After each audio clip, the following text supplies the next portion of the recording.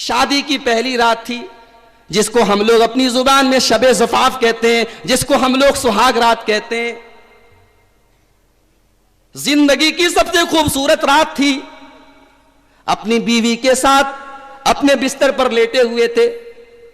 اللہ کے نبی کے منادی کی آواز آئی، مسلمانوں جہاد کے لیے نکلنے کا آرڈر دیا جاتا ہے، سارے مسلمان اللہ کے دین کے لیے جہاد کے لیے نکل جائیں۔ حضرت حنظلہ اپنی بیوی سے کہتے ہیں، میری پیاری بیوی، میری نئی نویلی دلہن، اللہ کے نبی کا آرڈر آ چکا ہے، اب مجھے جہاد کے لیے جانا پڑے گا، مجھے اللہ کے دین کے لیے جانا پڑے گا۔ بیوی کہتی ہے، میرے سرتاج، آپ چونکہ اللہ کے لیے جا رہے ہیں اس لیے میں آپ کو روک تو نہیں سکتی، لیکن کم سے کم آپ غسل تو کر لیجئے، کم سے کم آپ ناپاک ہیں، اپنی ناپاکی کو تو دور کر لیجئے۔ حضرت حنظلہ بولے، میری پیاری بیوی، جہاد کا اعلان ہو چکا ہے، اللہ کے نبی جا رہے ہیں، سارے صحابہ جا رہے ہیں، اتنا ٹائم میرے پاس نہیں ہے کہ میں غسل کروں، اگر میں غسل کروں گا تو میں پیچھے رہ جاؤں گا، مجھے جنت میں جانے کی طلب ہے، میری بیوی میں جا رہا ہوں، اگر میں زندہ بچ کر آیا تو میں آ کر غسل کر لوں گا، اور اگر میں مر جاؤں گا تو اللہ کے راستے میں شہید ہو جاؤں گا، اللہ کے ہاں جا کر میں جنت میں نہا لوں گا۔ حضرت حنظلہ نکل پڑے جہاد کے لیے، اور جہاد میں کافروں سے لڑتے لڑتے حضرت حنظلہ کی شہادت ہو جاتی ہے، ان کا انتقال ہو جاتا ہے۔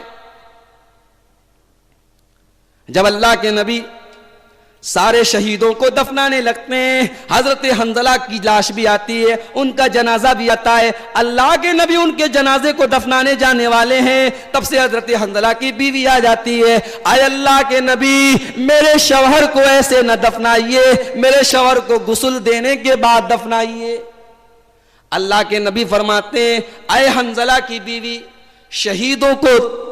نہلانے کی ضرورت نہیں پڑتی، شہیدوں کو کفنانے کی ضرورت نہیں پڑتی، اللہ کے راستے میں جو شہید ہو جائے اس کو کفنانے کی اور اس کو نہلانے کی ضرورت نہیں ہے، وہ اسی حال میں دفن کر دیا جائے گا، اور جب قیامت کی دن وہ اٹھے گا تو اسی کپڑے میں اٹھے گا۔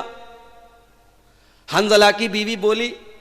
اے اللہ کے رسول، میں اس غسل کی بات نہیں کر رہی ہوں، اے اللہ کے رسول، میرے شوہر ناپاکی کی حالت میں گھر سے نکلے تھے، وہ جنابت کی حالت میں تھے، میں آپ سے اس لیے کہہ رہی ہوں تاکہ وہ غسل کر لیں، پاک ہو جائیں، اور پھر آپ ان کو دفنائیے۔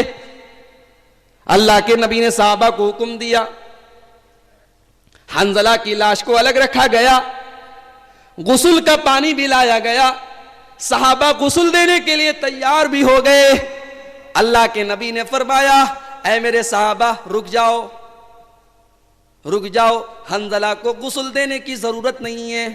صحابہ نے کہا، اے اللہ کے نبی، ابھی تو آپ نے کہا کہ غسل دو اور ابھی آپ منع کر رہے ہیں۔ آپ نے فرمایا، اے میرے صحابہ، حنظلہ کو تمہیں غسل دینے کی ضرورت نہیں ہے، حنظلہ کو غسل دینے کے لیے آسمان سے فرشتے اتر پڑے ہیں۔